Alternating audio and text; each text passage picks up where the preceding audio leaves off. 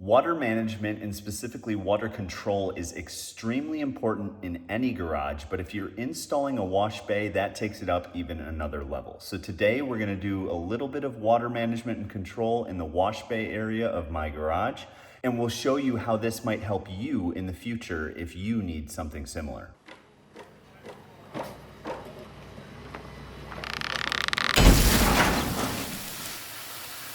What's going on, guys? Welcome back to another episode of Detached Garage. As you can see, the Tesla is extremely dirty with a bunch of murdered bugs on the front end of it. And today we're actually working on the wash bay so we can get the pressure washer up and running, get a nice, good space to pressure wash and clean cars and get those bugs off the front of it. And today we're talking all about where that water goes after you start washing and making sure it doesn't damage your building, foundation, walls, what have you. It's all about water management today in the wash bay back here. So let's get the camera flipped around. We'll take you back over here and we'll show you what we're trying to mitigate here today. All right, guys. Well, you can see the just carnage on the front of the Tesla here.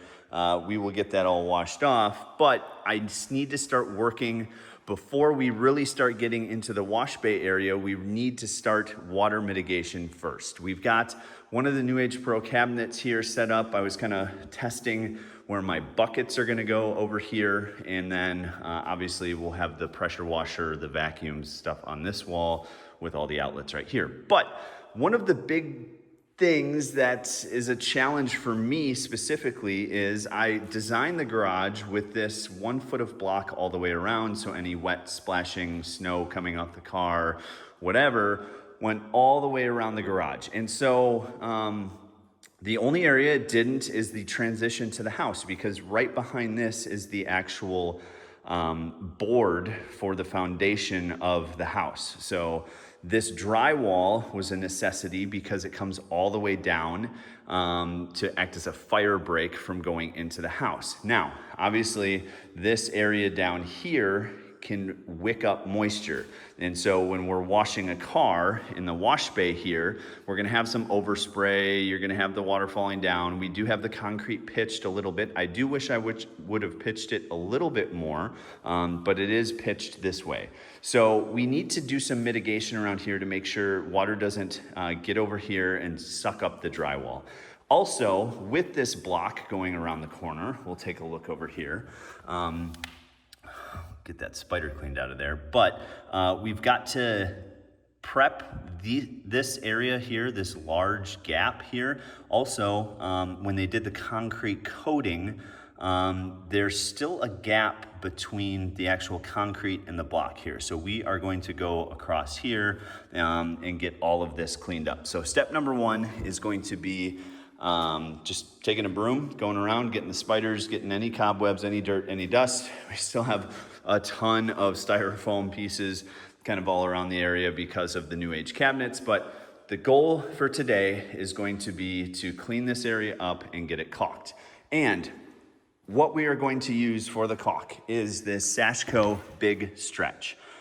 This is a paintable caulk, and I'll insert a clip right now of how this stuff works. It expands and contracts and is a great option for people with high temperature swings. You know, this block is gonna be very, very cold in the winter, and the floor is gonna be warm. So we're gonna have a little bit of movement there, and I wanna make sure it seals it, but I also want to make sure that there's movement and it doesn't crack over time, and then we gotta rip all the caulk off anyways and redo it. So let's get the broom out. We'll start the time lapse.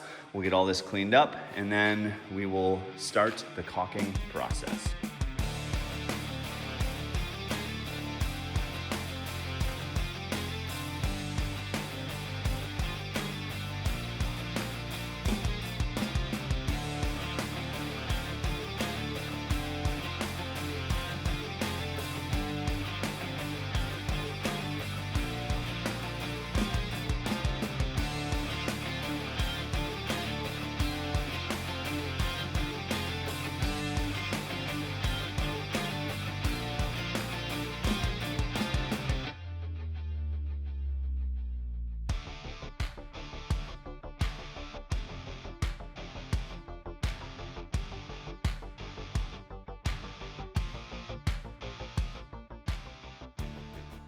All right, guys, so we are completely caulked all the way around. It actually did a really good job filling in these big gaps here in the corners.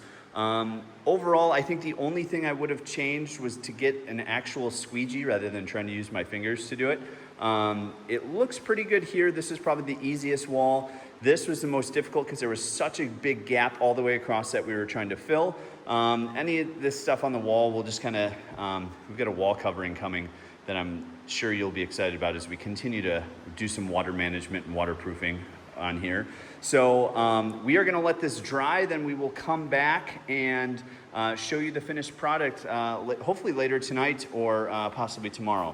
Overall, the tools we used, side cutter, the Milwaukee M12 caulk gun, and then the Sashco big stretch.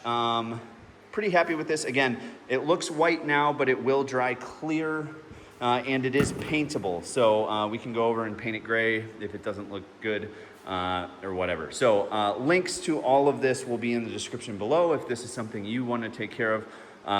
Let's jump forward to the future and show you what it looks like. All right, guys, so welcome back, and we are a few days past the last video, but we are still drying a little bit. Where it is really, really thick, you can see there is still some white to it, but where it was a little bit put on a little bit thinner, you can see that the caulk has dried clear.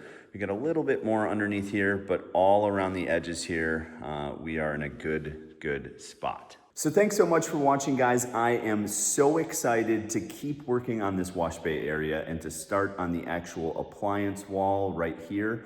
We'll get to that in another episode. If you guys have any questions on the caulk that we used or the process or anything like that, please put that down in the comments below. In the description, I'll have a link to the caulk as well as the Milwaukee caulk gun to make this all happen.